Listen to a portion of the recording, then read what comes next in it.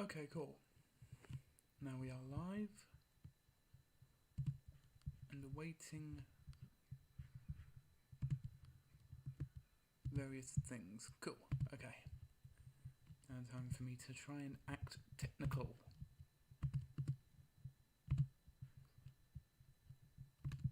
Excuse the dead air for just a moment. Gonna send this and we are good to go.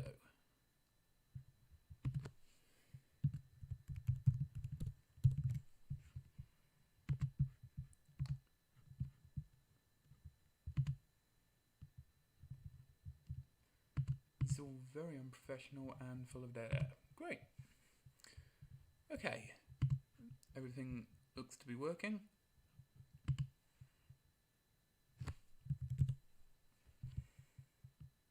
Cool.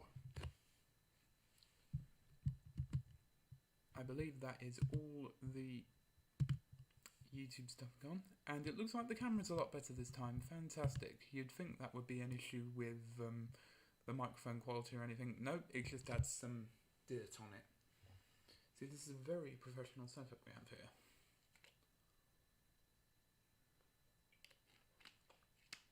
Still, people can hear me, so that's good. Microphone quality. Like I said, if anyone's ever thinking about doing any kind of live stream, the advice I'd give is see if your inbuilt webcam is any good. If not, actually I've never looked for webcams. All ours have been built in, but I think a somewhat decent webcam shouldn't be too much. A decent microphone doesn't have to be a 4. You can't have 4K microphones. What am I talking about? It doesn't need to be some big professional thing with a proper mixer like ours is a USB. If you're looking for a hello Shudo. If you're looking for a really good microphone, especially if you're streaming or just sort of doing anything with friends, a good one we recommend is a thing called a Samsung Meteorite. It's relatively inexpensive and it's a USB, but the sound quality is pretty good. Hopefully it comes through in this. And hello Crowan. And yeah, probably the other best thing you'd need is a piece of kit for the streaming itself, which I found out a couple of streams ago to my eternal stress, but you can't go wrong with Streamlabs. So I'd say if you're wanting to do any kind of streams, whether it be on this or anything else, Streamlabs, good microphone, good webcam, and then you should be good to go, just like I am. Okay, we've got more people in. This is great. Right, hello everyone. Welcome to another live stream. The second of 2 live streams to make up for the fact that I missed last month's. For those that weren't aware, last month we got the go-ahead to open up the shop, so the time that I would have spent doing live streams was spent making sure that everything in the thank you 40 everything was okay in the shop, so all the decorating and stock checking, so that was to make up for that. So the next stream will be at some point in August, probably some point in the first 2 weeks, and I'll be sure to let everyone know ahead in advance. And yeah, so this is the second of the 2 for this month.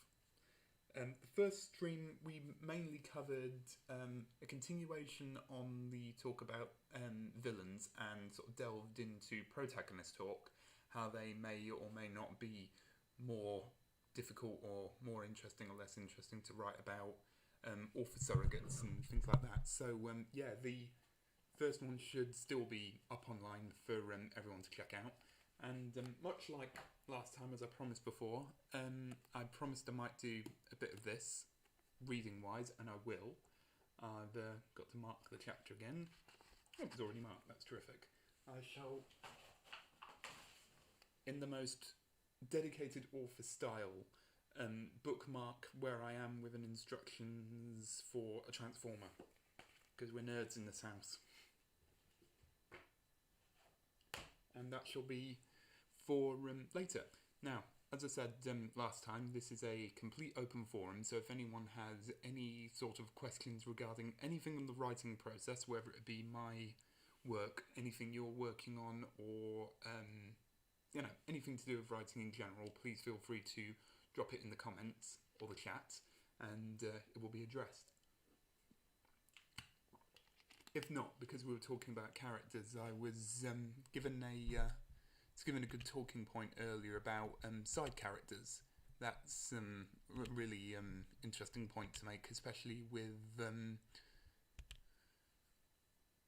thank you, Fordy. Yeah, because I think there's a big conversation to be had about that, how you deal with your side characters. So yeah, unless anyone has anything to... Oh! Shudo, my first question is about writing protagonists. When developing a protagonist, what are the most important things when trying to keep them relatable to the reader? Interesting question. And I think there's different ways you can go about it. I think it depends on definitely the setting and the genre, obviously. And if you're deciding to set it in modern day or in a history setting, a science fiction setting, is it one on Earth, is it one if not? If you're sort of doing what I did, naming for a contemporary setting, it's going to be a lot easier to have a relatable in with your character, because you can just say they come from... Thank you, Shane. Thank you for your support. Yeah, so be able to make a relatable protagonist in the modern day should be a lot easier, because, as I said, you've got the in of this is your modern 21st century story being told through this character's perspective, and it's the writer's perspective as well. But if it is, say, a historical event, it's going to be a lot trickier, especially depending on what the setting is. If it's still somewhere within your region, or say if you're a Western writer whose work is set in ancient sort of historical times in Asia, for example, I think if you know that your target market is going to be in the West, then you would have to do the research and basically create a sense of, you're sort of starting from the ground up and creating a norm for them. I think when you talk about relatability with your characters, you want them to have a situation where they can start in that the person can associate with. I think that's why a lot of people, when they do fantasy work, have an in for relatability being this character has lost a parent, or this character has some kind of break from the norm that they have to go up against. That is kind of a universal thing. And if it's a sci-fi setting, it depends on how unique your world is. So, for example, if you were to say, just thinking one random sci-fi property off the top of my head, Star Wars, the way that you'd say Luke Skywalker is relatable at first in, say, Star Wars Episode 4 is they have the trope of simple farmer boy. Now, while that is in a sci-fi setting, if you took out the sci-fi setting and then told that story in a cornfield in Arizona or wherever, or some farmland in Britain, then you would still have that relatability, that in, because, say, Luke Skywalker is always the everyday man with dreams of something bigger, and then he gets something bigger. His status quo gets broken, and then cue the whole saga of adventures. So relatability is always an interesting thing, and I have seen why it can be something a lot of people struggle with, especially when people complain about whether this character is a Mary Sue or, and I still haven't looked up what the male equivalent is, despite how much I hate this term. It depends on how they deal with the situation, and again, it's a real difficult thing to get a good balance for your protagonist, where they can be relatable, but also depending on how realistic you want to be. Going again to examples, I know I'm not particularly going off books, but as a frame of reference, I would say one example of protagonist within the sort of realistic expectations would be Shinji Ikari from Evangelion, who is often described as being unbelievably cowardly and yellow-bellied and constantly screaming, constantly panicking. Now, that's an off for a lot of people, but it can also be a realistic thing to others, especially since he, as a protagonist, is a reflection of someone who isn't typically heroic, which sort of makes him an endearing protagonist to begin with, because, and again, this is sort of advice I would give to writers, and it was reflecting a lot, I think, on the original creator as well, which is, if you want to make your character more believable, if it's in something that you can find a relation to yourself when you are writing, as much as people do like to turn their nose up at the phrase author insert, there is a place for it, I think, especially when you think, okay, well, if I was put into a giant robot, or my uncle and aunt were burnt alive in front of me and I had the plans to a giant Death Star, what would be my response to it? Would you want to take the call to arms and go to war, or would you want to not be sure and then have various other characters trying to convince you? The element of realism and relatability. Exactly. And I would too, Sonny. If I think if anyone would be in the situation that Evangelion would all freak out, again, makes it more realistic. So it's an interesting balance. I think a lot of writers seem to get. Like, as I've said before, when I've dealt with Gabby Morgan's particular story, I've sort of drawn a bit from personal experiences, and then from that kind of developed it and taken a few extra spins on it. Like, for example, Gabby is already accustomed to the supernatural, because when she saw the ghost as a kid, it then inspired her to be a lover of horror. Then her love of horror made her a bit more sort of numb to the idea of bizarre things going on. Plus, she's an eccentric in her mind as well, so she's going into the situations still intimidated and still scared by this new world around her, but she doesn't let it get to her head as much, because she thinks that not only is she a bit numb to the idea of ghosts to begin with, especially since she saw it as a kid, but also that she has a kind of natural desire and urge for adventure, much like the Luke Skywalker idea of sort of coming from nothing and dreaming of new things and new experiences. That then gives you a bit more of an in, especially as a reader. But then I know that won't work as much for other people. I know probably one of the typical go-to scenarios for exploring a new world through the eyes of a character that you want to be relatable is the fish out of water story, because you are going on the journey with the character. That has come into books, a little bit of book 2, but will mostly come into book 3. The idea of, and that's, yeah, it's come with the Harry Potter parallel as well, because again, you start that Harry isn't born into magic, and then he is introduced to it in the same time as the reader is. So in a perfect world, his reaction to these things would also be the audience's reactions, if done right. And again, it's all, I think, all dependent on the story you want to tell. Then I think when it comes to relatable characters, it's how you want the audience to be exposed to that world. If it's a world very much like our own, then you're off to a great start already.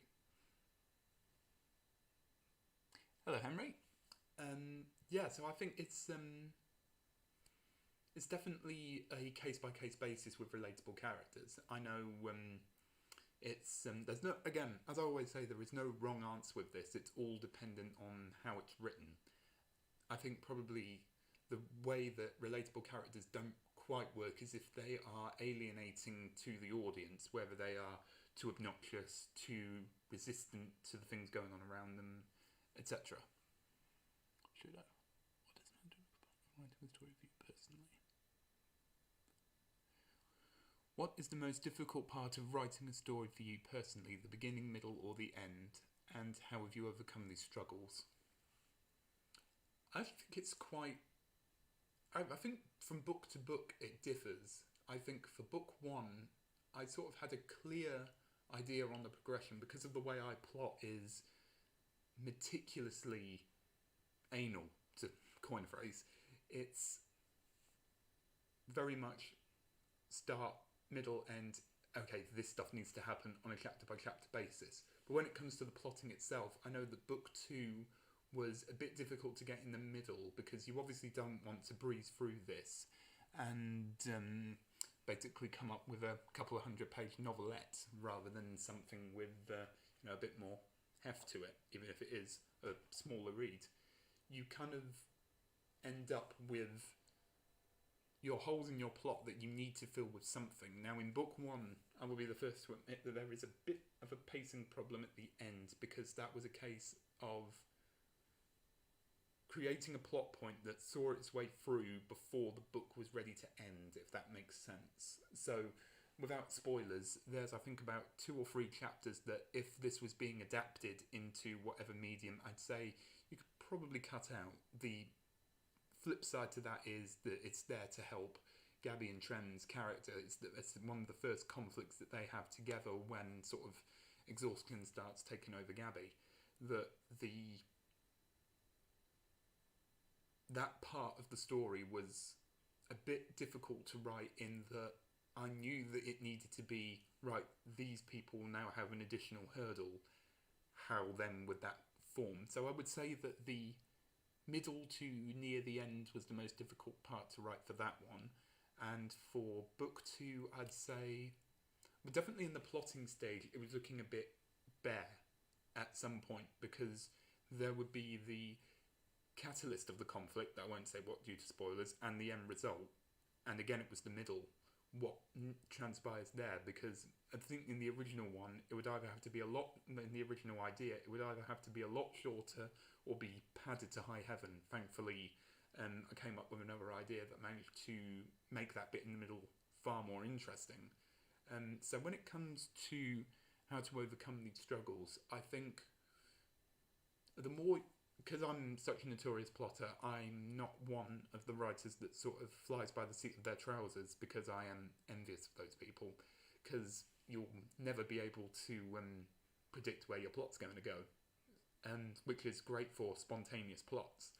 I'm very much one that sort of wants to overthink things and then come up with ideas for future things that I can then work into the books, and then it pays off again in the end. But where was I going with this?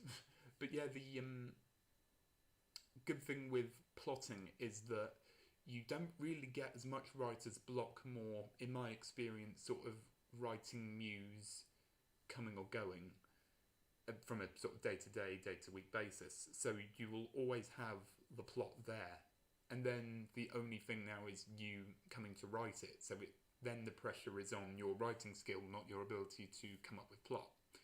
And the whole process of coming in with plots is what I discussed in the previous live stream, and my advice for that would just be to absorb as much sort of media as possible, whether it be in your particular genre that you want to write or anything, whether it be books or film or TV or audiobook. The amount of different plots that you can absorb, so that you have an idea on how plots are formed, because it's all very well to say beginning, middle and end, but then you look at character arcs and you look at how sort of different things affect the plot, location, character, environment, etc. And then you kind of work from there. So as much as it is like a paint by numbers in the beginning, middle and end, where you draw inspiration from and what your plot ends up being will definitely go a long way to fleshing that out. So that when it does come time to writing that particular bit that you're struggling with, whether it would be the beginning, middle or end, then you've got hopefully a bit more, hopefully you've got a few more ideas flying around in your head to sort of put meat onto those bones. Because I think whenever anyone starts plotting books, it will always start as your bare skeleton. You will always instinctively have your beginning, middle and end, and then you just sort of work from there and you build it up. You know, you sort of work out the most basic plot, then you go to the finer intricacies, then you sort of go into more detail with the characters, etc. So it is very much a layering process. Let's see, what else do we have here? I drew inspiration from personal experience and write characters that feel real to me. I try to make them feel real. Yes, again, that is a very important thing, that everyone feels legitimate, because I think that is kind of what the criticism is for some characters that often get labelled the dreaded Mary Sue. Do they seem to be too good at one thing, or do they seem a little too perfect? And then how they are brought down to earth is, and because you can have characters that are perceived to be too perfect. You know, you can look at people like Jaime Lannister from Game of Thrones, but then if you break them down and then build them up again, I think you've got something relatable from what many consider would be a very bland start to a plot, which would be, oh, here's the character, aren't they perfect at everything? Whereas if they stay perfect at everything, you've got a pretty dull character. It's all to do with character growth. And I think, again, if you're looking for realism, character growth is a good thing. I'm very much always look at where a character begins and where they end, especially when I'm looking at various different plots. Because that's how you could get something like, say, an Artemis Fowl protagonist, as a extreme example. Someone who starts out, you could argue, on the side of good and then ends up as almost an antagonist of his own story, despite being a protagonist. So I think another good thing with character relatability is the journey and how transformed they are at the end of it. The beginning and middle seem to be hard for me. My ending is pretty set in stone, but the rest needs work. I have found that is a lot of cases with plotting. People have a solid idea on where they end. Like, for example, I've only written the prologue and I'm not even a page of my third book, which is a long way from being released. But I have a very clear idea where all the endings of the books go when I started. Because I like the idea of keeping the books leading into each other. Like, the end of book 1 will lead almost seamlessly into book 2, and then book 2 into 3, 4 onwards. Oh, hello, Bellum. Mary Sue used to be all my characters. Oh, no, don't say that. That is so unfair.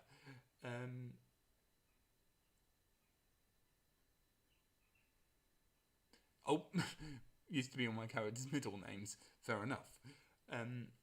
Now, Shido, what is the best way to improve as a writer, and are there any specific websites or strategies you can use to get feedback and criticism that help improve your ability to write an engaging story?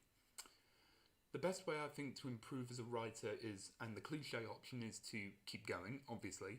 With everything that you write, I think you are improving. Using my own experiences helped me a lot, as well as expanding what kinds of works and authors I read. Yeah, that is, again, a prime example of doing it, of taking your personal experiences, putting them in. That is, I think, definite sign of engagement, because I think if it's clear enough from an audience perspective, they will then read into that and sort of see more legitimacy in there, and the characters will become more interesting. But yeah, best way to improve as a writer. If there's any specific websites, I'm not quite sure. I've not exposed myself to a lot of those, but I would say that there's a slew of sort of writer Q&As and writing websites that you can find, especially, and the best ones are from authors that will sort of talk about the process and how they handle the process, because it is a person-by-person basis. When it comes to getting feedback and criticism, I definitely think the best thing to do would be to, if you have like one big idea that you want to go with, by all means do write it, but if you feel like you've got some smaller things in mind, for example, fan fictions or short stories, I'd say start with them first. Obviously put 100% effort into that if you want, but I would say if you have fan fictions or role plays or short stories, and then actually post them online on a public forum where people can read and engage with your content, and if the style of writing that you use in your fan fictions, whatever, is also reflecting of the style that you put in your work, then that would be a great way to get feedback, because you are writing something. It's obviously not your magnum opus, but what you are doing there is showing off your writing ability. People will then be able to see it and then offer feedback that way. And then the feedback you get from that, you can work into your big project. Well, for example, if you're if you sort of writing your, let's say, just off the top of my head, your Attack on Titan fan fiction, for example, and you write it in the style that you want. Say if you're particularly big on descriptions but not on dialogue, and that's what you want to do for the project, then you'll see when you sort of look for feedback how well that is received, and if there is legitimate criticism in that, then you can take that feedback, and now you have a way of improving, because you've tried the smaller things with the same amount of effort or a similar amount of effort, and then now that you have the feedback for them, you can go on from there. Like, for instance, I was in the Tumblr, and still am, in the Tumblr roleplay community, and I've been there for about 5 years now, and I would think that I wouldn't have the self-confidence or the ability to write a novel if I didn't have a, like, 10,000 word novel just sort of between a mutual online, all just sort of waiting to be repurposed and made into something else. So definitely the more practice you get in a public forum would be a great way to sort of see your writing style and see how they can be improved. And in regards to an engaging story, I think that's definitely something to look for in the feedback as well, because I think if people find what you've written to be less than engaging, they will hopefully say it in the nicest way possible, if you're lucky. But yeah, the keeping a sort of constant go at writing and sharing as much of it as possible, even if it is just, say, on your Discord group or among your friends. They might not be able to tell you in a professional term what is and what isn't right with it, but the sort of more feedback you get from as many people that you get will help you in the long run. Let's see, what else have we got? Reading and writing seem to go hand in hand, I think. The more I read, the more I am inspired. No worries, Alicia Sterner there, no worries. The more I read, the more I'm inspired, the more often than that I want to write. Exactly, and that goes back to the previous discussion we had about, like, how much of the media that you take in will inspire you, and how that can go a long ways to helping. Because again, talking about plotting, say if you wanted to write high fantasy, if you absorb as much high fantasy, then you will see, hopefully, not only just the genre tropes, but how they are structured, how the characters are, how they interact with the world. All this stuff will be a big help. Pause for a drink. Like, for instance, in my case, practice is definitely the key. Don't be afraid to try something new, even if it turns out it's not your forte or not something you like. Exactly. Actually, I was about to bring this up, so this is a good point from Shudo here. What are some books that have really inspired you when writing your own series? I was actually thinking about this recently, and I was going to make a bit of a detailed post on this, but for context, there is a very sought-after book in the Doctor Who community, and it's called Longbarrow. It's out of print, but a PDF was released online officially about 10 years ago, so that's how I've read it. And it's a wonderfully gothic story that is kind of insane, and it's set in a massive manor house, and there is a sort of supernatural element to it as much as it is hard sci-fi. So when you start thinking, oh yeah, big, dramatic, huge Victorian style house with a lot of strange things going on, there's a lot of family drama behind the scenes, and the concept of sort of bad blood going through the generations sounds a bit familiar. So I'm very indebted to the author Mark Platt for that particular story. And then since I was, and this is going to come as no surprise to anyone, since I started developing the sort of larger Manzazuan world for books 2 and 3, Frank Herbert's Dune World is definitely a big inspiration, especially with how he can craft a seemingly on the outside quite idealistic and futuristic world if you're following the path of the Atreides, and then seeing how you can create a political world within this high fantasy sci-fi world, and sort of developing that and developing all the characters within there is definitely helpful in the long run. So much so that I think some of the additional books might have inspired a few more down the line. Just trying to think if there are any more books specifically. Again, there were quite a few movies and TV shows that helped, but I think, and again, so many people want to liken the books to Harry Potter. They're not. Just because it's a fantasy. Oh, there's another one. Terry Pratchett.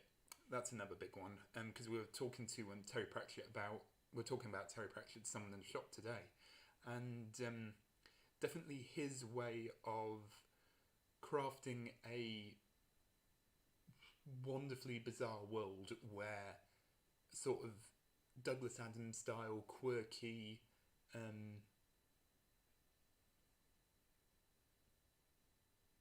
essentially media keeps taking from itself.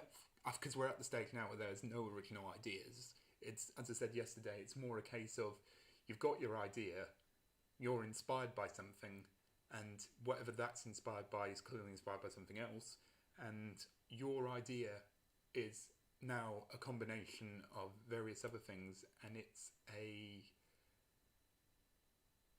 basically, now that there's nothing original, it's now a case of your original plot is a dilution of which ideas, because that's where the uniqueness comes in.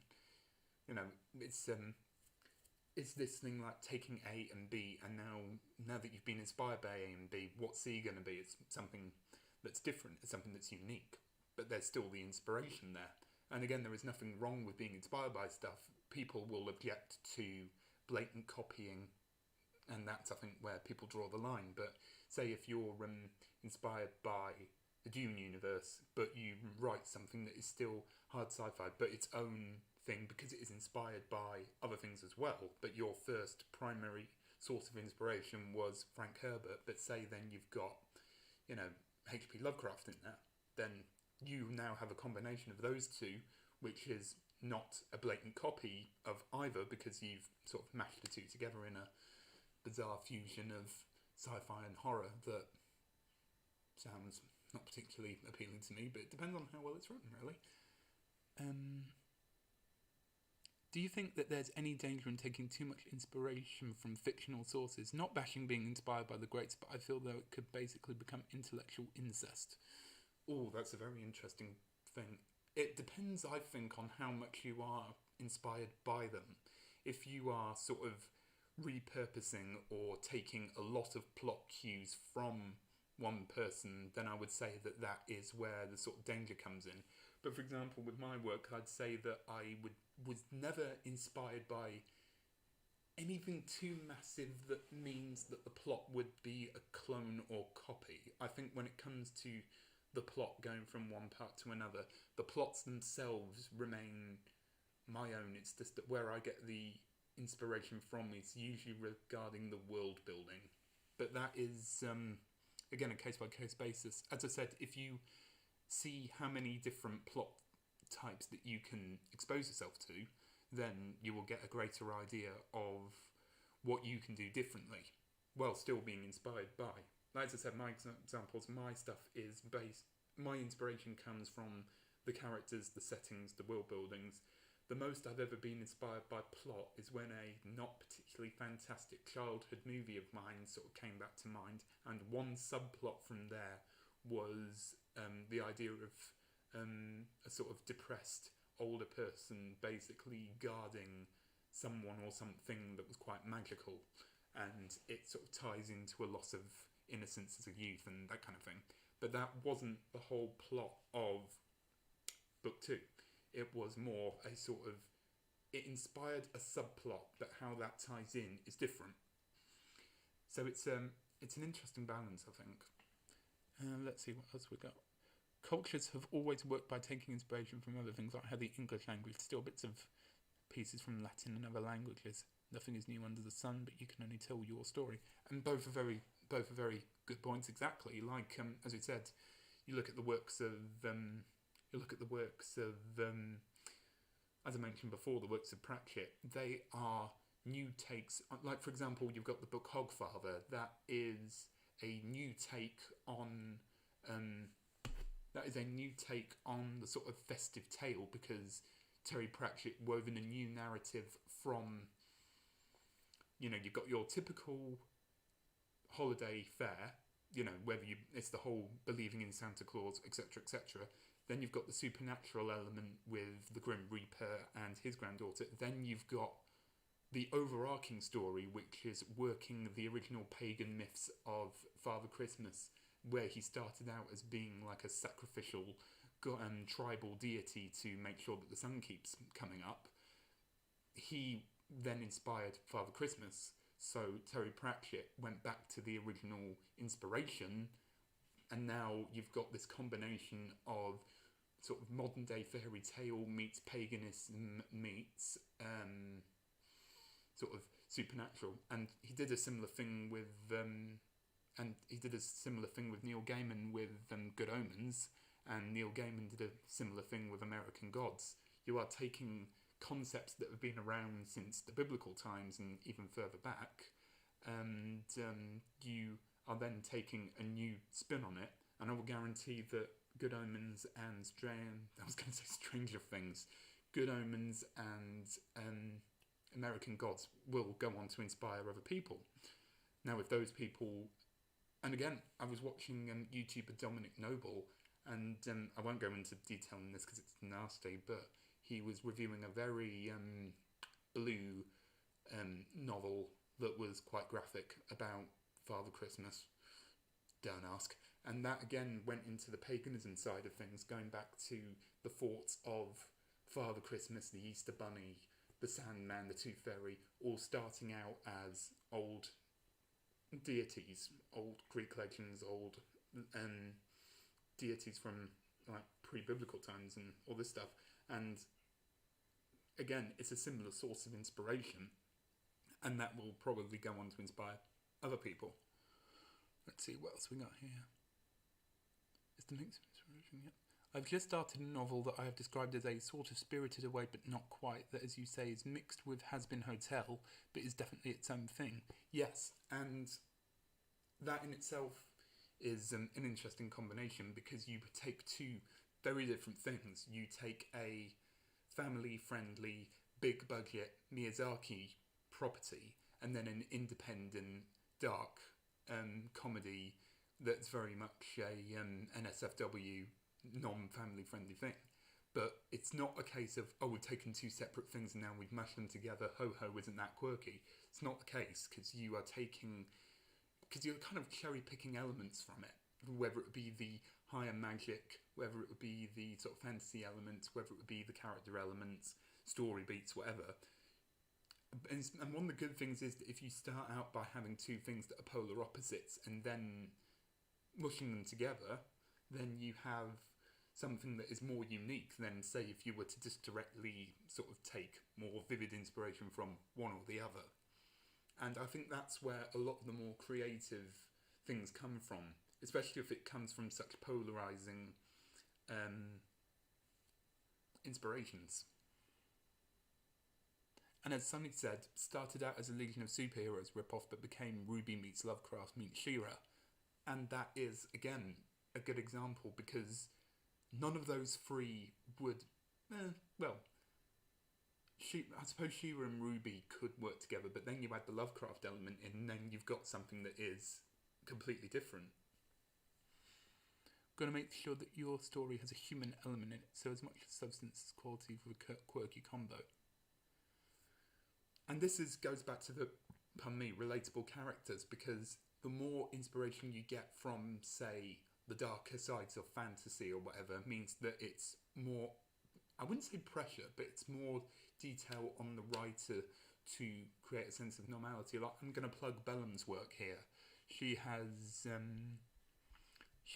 a story that she's worked on, and that one is called Hellbent. And forgive me if I'm absolutely butchering this. Feel free to make sure that I correct me if I'm getting anything wrong. But with Hellbent, it's average everyday character who was then put into a hellscape environment, and then that forms the new sort of spin on the thing, because it's, from what I've definitely read, it's a more unique element. Like, for example, anyone traversing through hell isn't going to do so in your average family people carrier with your groceries still in the back.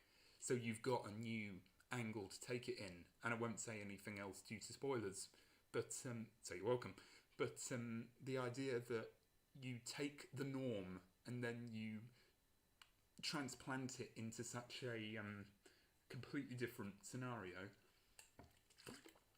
is a great way to sort of go back to that conversation we had about relatability. And then because it is such a and again, it's going back to my books as well. Definitely, if you want to talk about relatable characters, one of the best ways is the fish out of water story, because I think people look towards main characters as sort of being a reader's surrogate within the world, so they'll look to them to answer the questions that they want answering, or the people around them will do. Doomguy intensifies. Oh, the fan art. I just so want to see Bellum. I just so want to see your main character in that, wearing the Doom helmet, driving the car. But I'll try and get that out of my head as much as possible. But yeah, so I think people look towards the main characters to be your author surrogate, to ask the questions, or that the world around them answers it, so that you're not constantly left in the dirt or really confused towards those popsicles she still hasn't melted by now. Oh, the hardship she goes through. I'm so looking forward to reading that properly now. But I think what people generally consider as frustrating whenever they have your main character is if they have either are too obstructionist to the plot or answers, or aren't getting enough answers when they are needed. Like, there is absolutely nothing wrong with having mystery, but there are certain things that I think people will want explained. So I think, to try and think of examples, like in my case, I made it a sort of MO to, like, when my mum was reading it for the first time, she assumed that Trem was a ghost because of the other ghost being there, and then I had to sort of make it very clear in the rewrites that wasn't the case. So I think the more sort of, and again, it's all about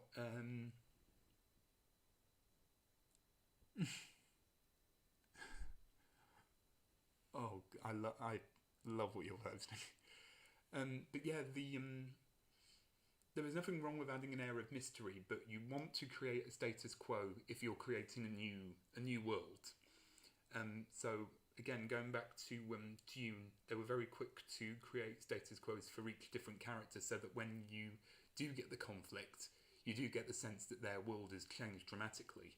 It does probably mean that you will have to dedicate quite a bit of time to explaining the world. Well, not necessarily explaining the world, because no one, I think, would appreciate walls of text.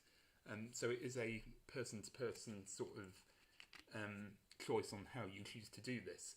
But how you present your world, usually I think people will be able to sort of take an exploration of the world through a character's eyes, but sort of getting a complete history within like the first 10 pages could happen. But I think if you were asking me, it would probably either be reserved for some kind of glossary at the back,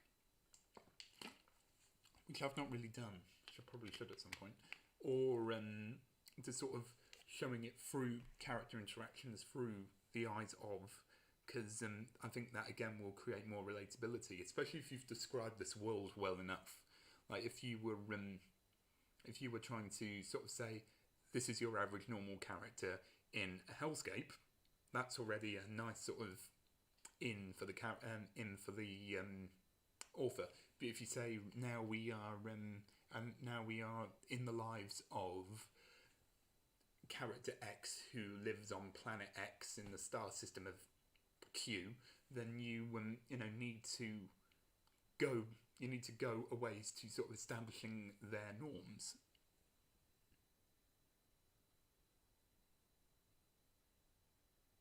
Yeah, like I think if you have a world that is sort of hellscape, for example, that's a good start, because that in itself is very descriptive.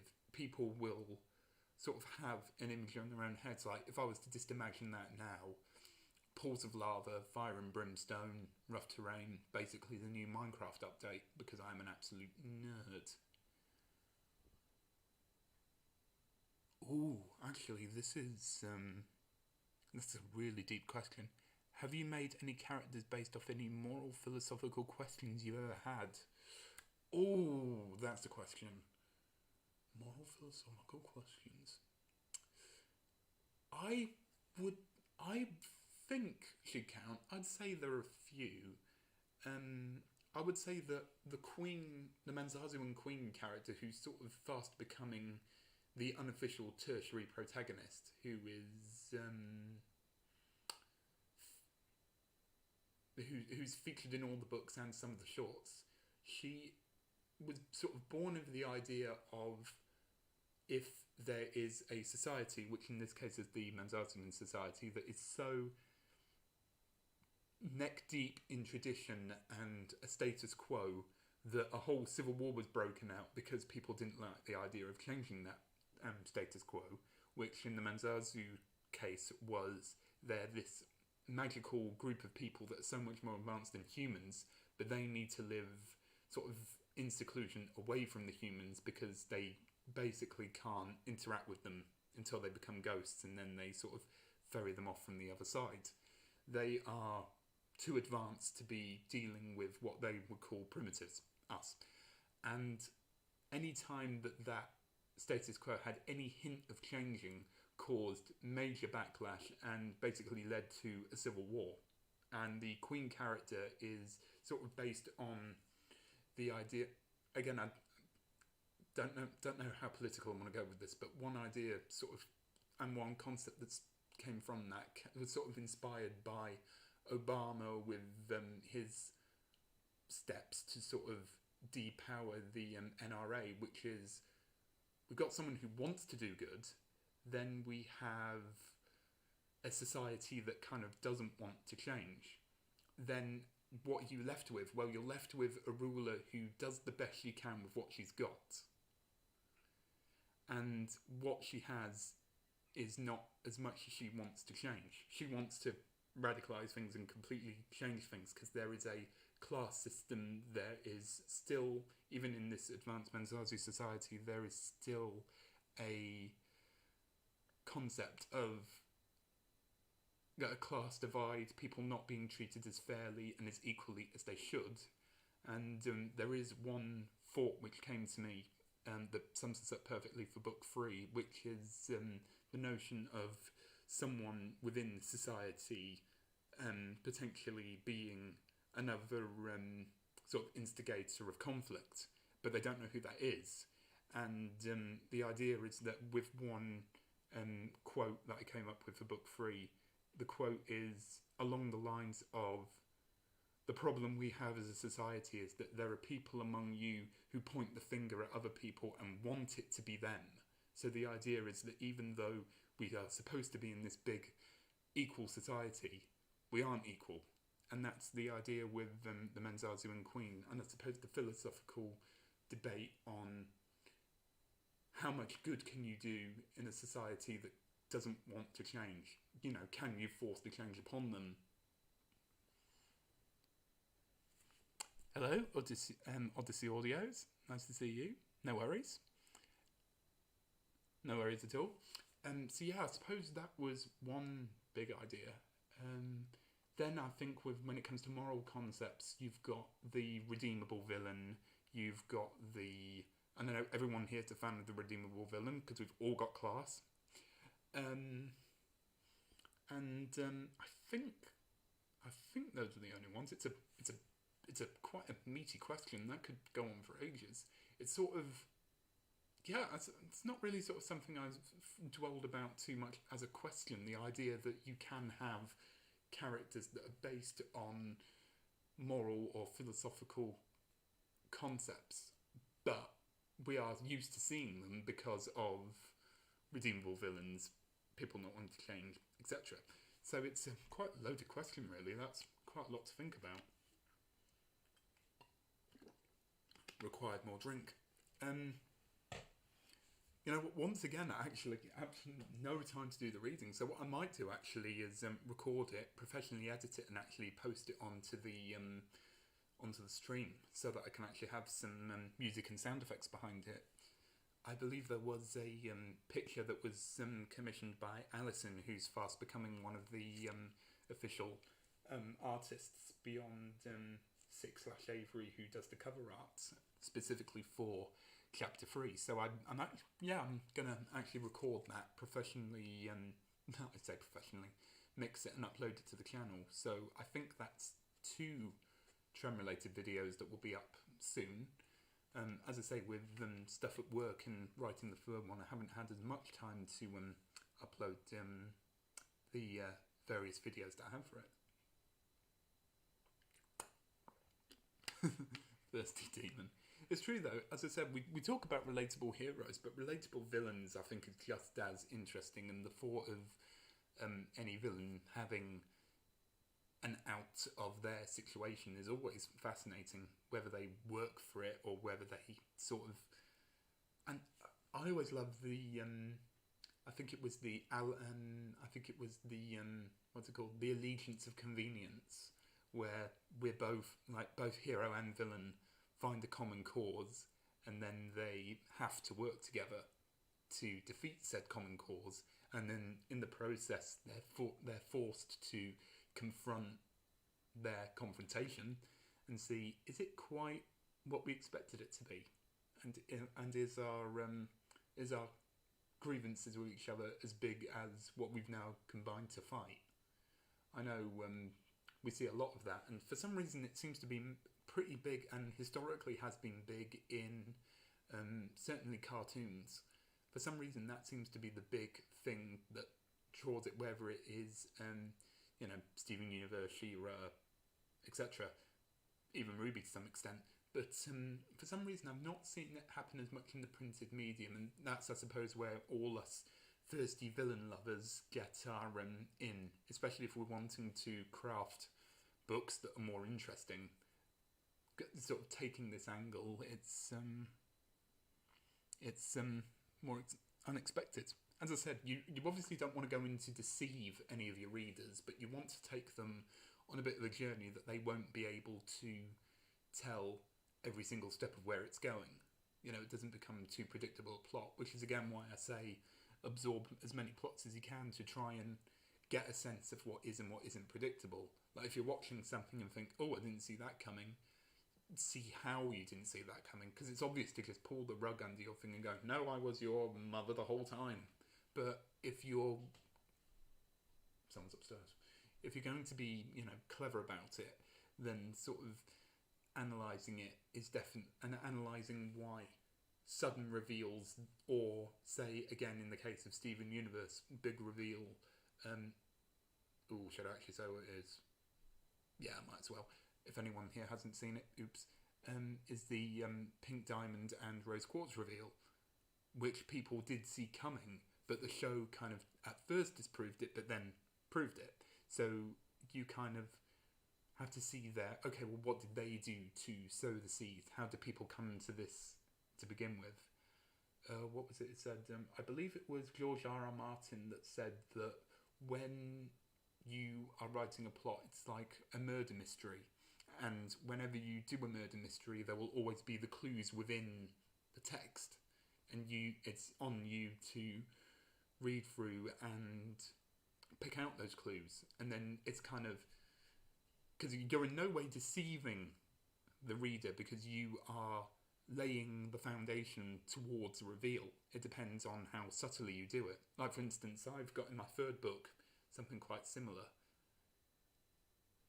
with the idea that there will be a mystery that needs to be solved, and the groundwork will be set throughout it. Just that you have to sort of keep in mind that you don't want to be blatant, and you also kind of, it's a double-edged sword, really, and it's one of the reasons why I'm definitely not going to do any murder mysteries, because I don't inherently like deceiving the audience, but at the same time, you can definitely lay seeds to put separate characters into suspicion. So you're not as much deceiving more as you are creating a series of different outcomes and different possibilities that people then have to decipher. If they decipher right, then the reveal won't be a surprise. Or they are very, very certain. Like my mum, she's seen so many murder mysteries. We watched Knives Out, she worked it out pretty quickly. Meanwhile, I was just like, so thank you for making me feel like a fool. But again, it depends on how detailed you've made it and how clever your audience is. Let's see what else we got.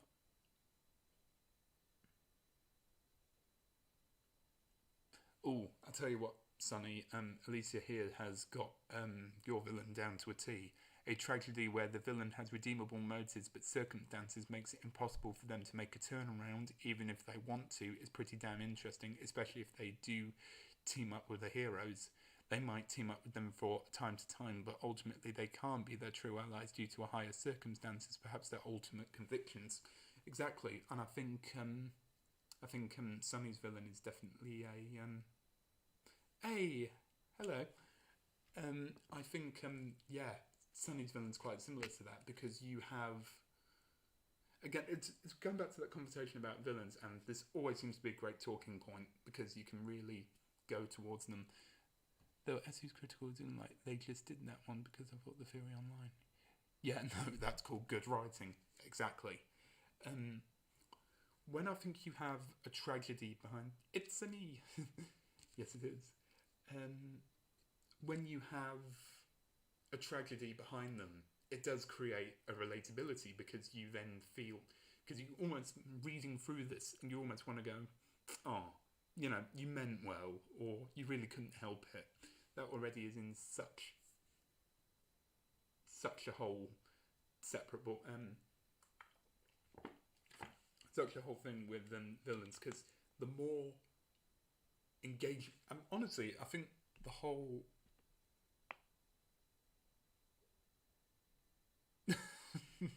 you lot behave in the comments. I don't want to go down there and discipline any of you.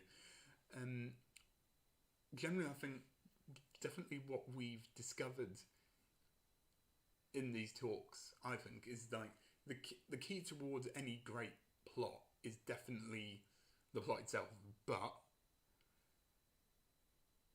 the characters that you make as developed or as interesting as possible definitely will help things get out there. Like, I think that there is a case for something that can be enjoyed where the characters aren't the best, but the plot helps, or vice versa. If it's a really predictable plot, but you get engaged with the characters, that is there as well. But I think and it's a difficult thing to get the balance right, because I think as authors, we are kind of fighting an uphill battle, because we have to get various things right if we want to, get our things as well as we can get them. And I think seeing the writing of everyone here, I think we've all definitely achieved that down the road in various regards. But it's kind of finding the balance between interesting characters, be they protagonist or antagonist. Ideally, if you can do both, that's great. And then a plot, and well, three things actually. The characters, a location that people can sort of, I suppose, in a way, I wouldn't say feel comfortable with, because you can feel like you're in an uncomfortable world, but you can still inhabit that world. You look at things like Blade Runner, and that is, or any post-apocalyptic world. It's not a nice world to live in, but it's an interesting world.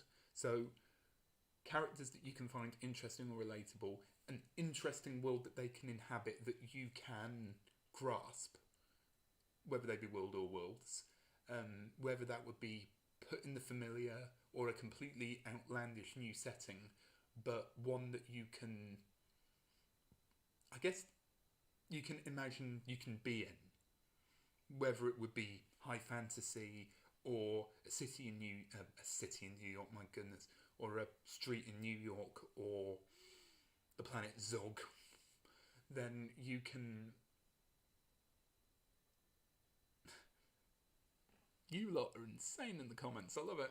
And then a plot that you can find interesting or engaging. Now, you don't need all three of these, I think, to work entirely to still have a compelling thing, but I think if you can...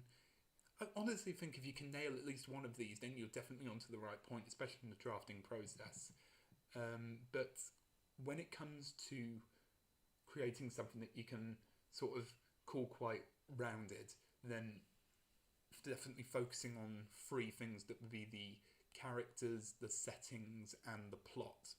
And I think they can definitely go a ways to help, especially if when it comes to writing you feel like you're a bit lacking in various things. It's like you kind of have to create the characters, world and plot, and then convey them as best you can. And the best way to obviously convey it is to obviously get as much practice as you can in. Find your writing style, because we've all got different ones. I know mine is high on descriptives, but sort of quite repetitive on the minor stuff. The he said, she said, she shook her head, he nodded his head, etc. So that is my weakness. And then the way to improve that is to go back to all the different various pieces of media that you absorb and look at how they do the minor things. If you've got your plot all worked out and everything, that's great. Now just pick up the book nearest to you and see how they write it. You know, how they talk about how this character had their small nuances or whatever. Just little things like that. And looking in the right places online, you just find so much. I know most websites have their own writing community that you can delve into, that you can approach for help, that you can get feedback on. And then, as I said, the aforementioned writing small things, getting them out. Like I know there's potentially someone watching who does mostly fan fiction, but is slowly plotting on his own big novel, but he's getting the experience in with the fan fiction.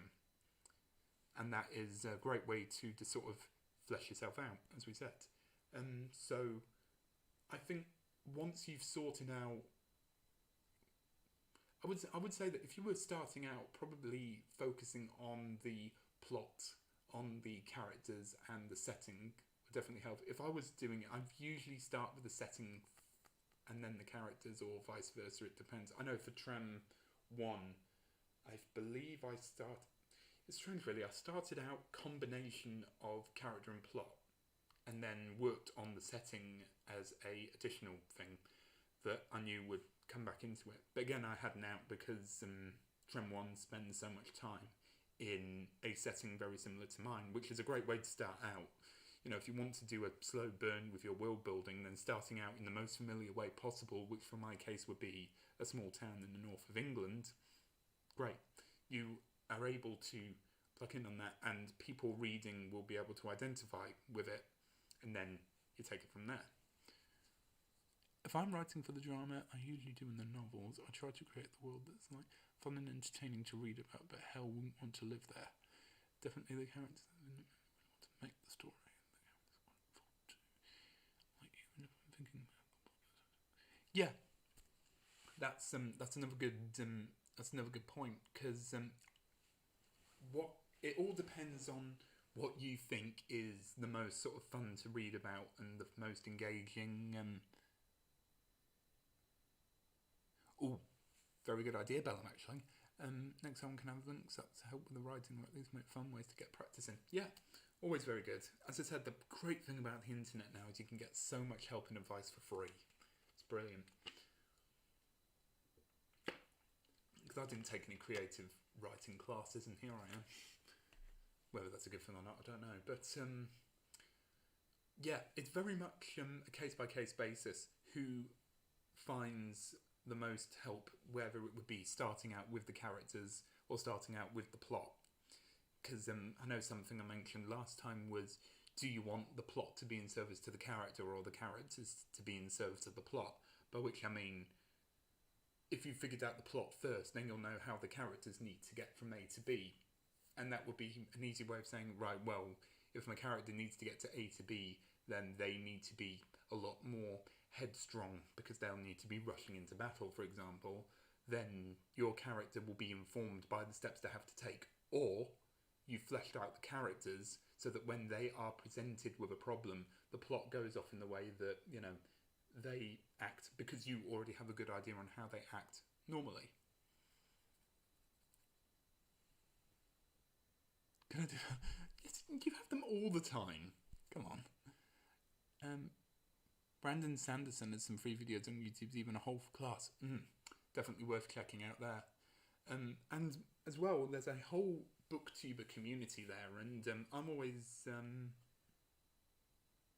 You're welcome, 40. I don't want to make you feel like I've forgotten you. Got 2 drinks on the go. So much energy. And another good thing to look at is the booktuber community that's getting quite big as well, especially, and this is going to sound a bit cruel and very typical of YouTube, but if you look at examples of people talking about works that aren't well received or aren't quite well enough, or them just describing what they don't like in a plot, that would be a good thing as well, because, and in media in general, really, it's sort of looking at it's I think it's a good way to look at how to do things. So, you know, looking at your writing classes and looking at how to structure and how to work. But then I think there's also an interesting angle you can do for how not to look at examples of things like, say, 50 Shades or The Eye of Argon as like all these books that have glaring issues, and seeing what those issues are and then how to avoid them, and then going on the points we made as well of the sort of 3 things to look out for, you know, the plot, the settings, the characters, looking at things that are lacking in that regard, seeing how then lacking, and again, as we say, for source of inspiration, how you can improve on them. Well, as I said, the plot point for this one, regarding the sort of thing of familial loss, the movie that was based on isn't very good at all. But, and going back to that thing about inspiration, I think as well there's absolutely no shame in taking ideas from stuff that didn't quite work and then making them better because you put your own spin on it. So there's another... we've got some great booktube recommendations. Yes, go and follow Council of Geeks. Definitely, they do a very good job, and for videos in general. But Nathaniel's writing videos are very inspirational as well, especially if you're looking at how to structure, etc. In terms of booktubers, I would think James Tollis has some good ways. Fantasy reviews. Booktubers are basically readers with cameras. Yeah. And I think anyone who's a bit unsure of themselves would definitely give them a good watch as well, because, as I said, the great thing is that there is no wrong way of doing things to an extent. And probably with practicing care and attention, you will be able to pretty much take whatever you have and then make it good, make it great. It all sort of depends on how you, and as well, your confidence as a writer as well, which will only grow the more you do, and the more you experience writing, the more you get yourself out there. All helps in the long run, so that when you do eventually come to the dreaded clicking the button, and now it becomes live online, and you now have your work out in the public, it has a ISBN number. It has a place on Amazon, and now people will pay for it, which is the most daunting thing, because you immediately think and worry if it's value for money or not. The satisfaction you get at the end of that is definitely worth the sheer crushing levels of stress that you have while trying to publish it. But it all comes down to, I think, your confidence and sort of, and again, first of all, how much fun you have writing it, because it should never be a chore. And because there will be days where no matter what you've written, it will always seem a bit rubbish. I think we all experienced out of our works at some point. But the thing to do is to not be discouraged by it. There's no shame in obviously taking breaks from it, however long it takes, and sort of taking it day by day, knowing that there is no rush to publish, and that with every draft will always be an improvement, and no matter how many drafts it takes, because I've seen people working on a manuscript that would take years to do. Oh, do you have anything to say about traditional published versus indie writing? Case by case basis again, and that is not an answer, but I'll go into detail.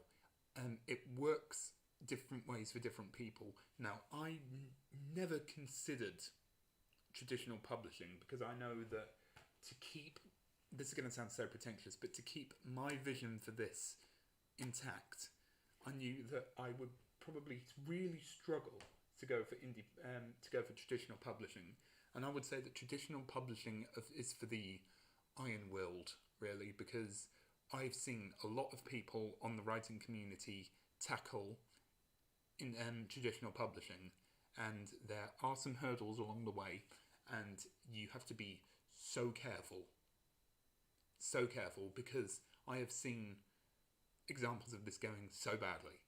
So when you're doing traditional publishing, you are taking your manuscript, sending it out into the world, waiting a response from various different people, and there isn't obviously an industry set for any of this, because you could have small little publishing firms, or you could go for the big ones, of which I do not know the names of and wouldn't care to mention. So it's a complete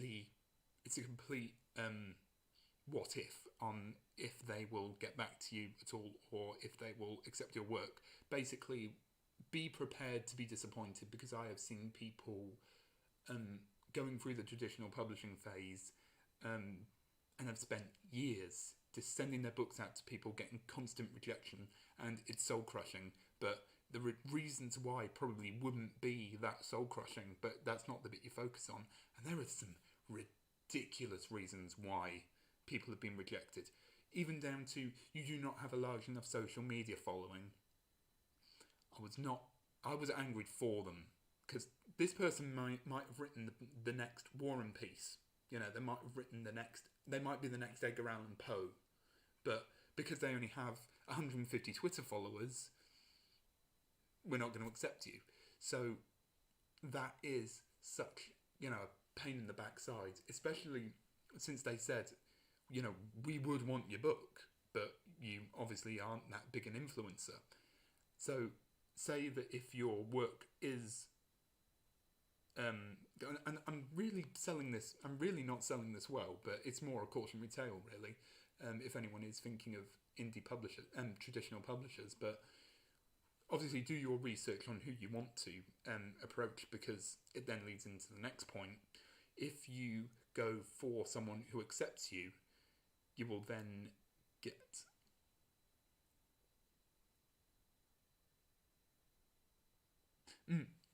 as Bellum says, you are very unlikely to get your 100% polished vision without there being copious edits.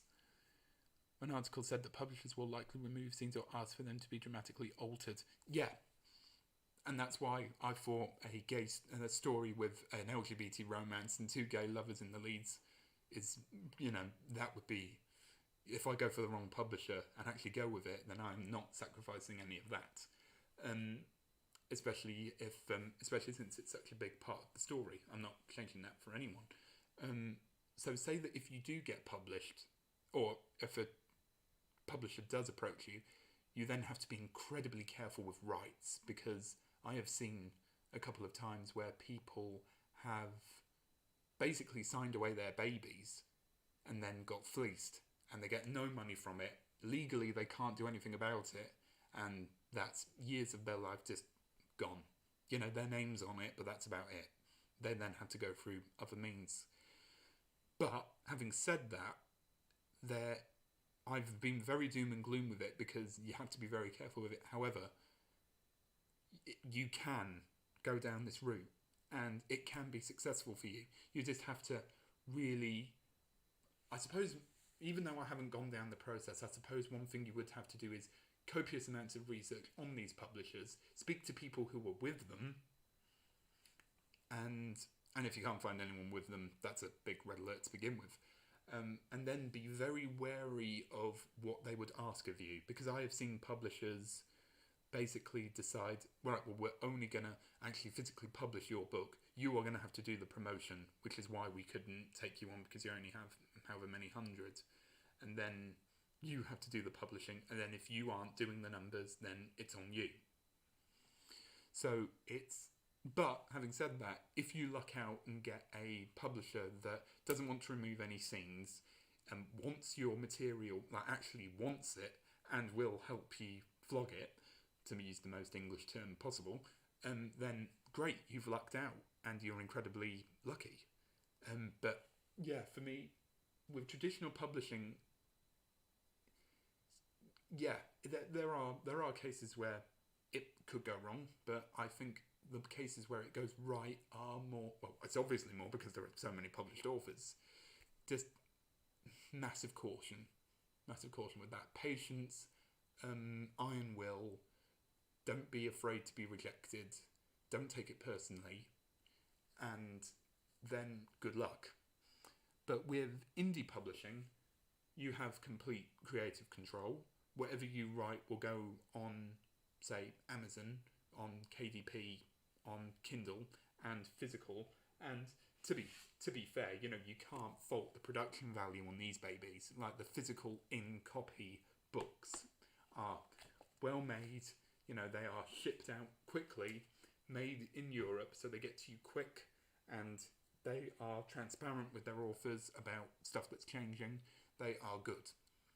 Amazon has a lot of problems, but they are the lead of so many fields because there is no other service like them.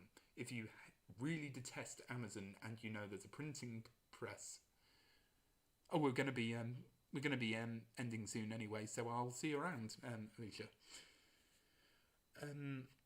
So if you get lucky and know someone locally, or know someone who will independently, print your book, then you might be able to sell them on third-party places like eBay. Obviously, if you're not connected with KDP or Amazon, because they are really adamant that they don't want you selling your stuff on with other people to an extent. But beyond that, you can publish whatever you want. It can be whatever length you want. There's a page limit to how little you can put in it, but I think they want it to be over 75 pages, which is fair, I think, unless you're doing a kid's picture book, in which case KDP might not be the one for you, but I think we're all aiming above kids' picture books here. You have so much more creative control with them that it would be my preferred method that I would tell people, especially if they sort of don't feel as comfortable with sending it out to people, querying, seeing if anyone is interested, and it just gets your stuff out quicker as well. Like, instead of years of waiting, I knew that in a couple of weeks I could have mine physically in hand, and then have the option to go back and edit if there's any issues with them. Like, for example, this was the reason why this is thinner is because the Word document was 200 pages, and with KDP's format, it stayed at 200 pages. But this is a big boy because it doubled the pages, because it was with a website called CreateSpace, which has now been brought out by Amazon. CreateSpace was a nightmare to navigate, but Amazon has completely streamlined it. So you are a lot easier to. So it's a lot easier to get your books out. Let's just have a quick read of this. I wanted full control over my story. Self-publishing is probably the harder route, but it's the best. Yeah. Plus, you have to advertise it yourself, so you kind of need to, as we said this last time, you need to find a balance between being a advert and being a person when you're on social media. Also, there are different times edits are warranted and needed, but considering the sheer amount of stuff that gets published, not all of it is incredible. Publishers aren't infallible. I mean, again, going back to 50 Shades, we've seen how much of a typo-riddled monstrosity that is. So when it comes to publishing, there's no... Again, it depends on who your publishers are as well. Definitely researchers to be had. God, I've just seen the time. This has definitely been the longest one, and definitely the most informative as well when it comes to questions. Thank you everyone for coming. This was yesterday was a bit quieter, which is totally fine. We got some conversation going. I just felt I was a bit more rambling than usual. But yeah, I'm glad to see people found this hopefully somewhat informative. I don't pretend to be an expert or anything, but I've definitely seen a lot of things go right and wrong for people in the 2 years I've seen being in the writing community on Twitter and Instagram. But yeah, I think we'll start rounding off now, actually, because this went on a lot longer than I expected. But that's good. We had a very good conversation, and hopefully all the people out there looking for any sort of particular answers has found what I've said somewhat satisfactory. So yeah, thank you all for joining me, and I will keep everyone updated for the August live stream and any videos that pop up in the meantime. So yeah, thank you again, and I'll see you all next time. It's been a pleasure once again, and I'll see everyone on the flip side.